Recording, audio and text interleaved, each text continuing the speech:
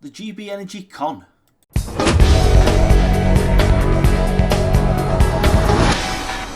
Clip to show you from a pretty good interview actually by a Sky News journalist speaking to the boss of GB Energy. This guy's name is Jürgen Meyer, and I'm going to show you this quick clip now, which I think is a bit of a car crash, to be honest.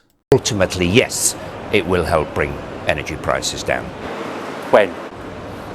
Well, it's a matter for government and policy to decide. But as the boss of this and as someone who is driving forward the ambition of the government, you surely have an idea in your head of when that central pledge to the people of reducing their bills by £300 will come into action. It is not in the remit of Great British Energy to work out exactly how that energy costing gets through to the consumer. How can he sit there with a straight face and say it is not the job of GB Energy to dictate government policy, to say when bills will come down?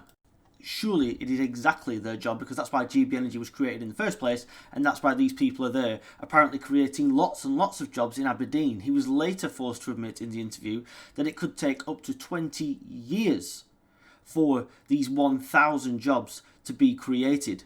I don't know what this guy's getting paid, but whatever it is, it's too much. We've also seen in Parliament before, of course, in front of select committees, I showed you when they sat there and wouldn't commit to anything. It's cost billions to set up this GB Energy, and all we've seen since it was set up is very few jobs created, more public sector salaries being given out, big salaries at that I bet. And as for the people of Aberdeen, they're about to see the oil and gas industry get destroyed, which is hundreds of thousands of jobs that places like Aberdeen rely on for the workers, etc., staying there and going home, travelling through there, to be replaced by, at best, 1,000 workers within 20 years. Does that sound like a fair trade to you? Because it doesn't to me.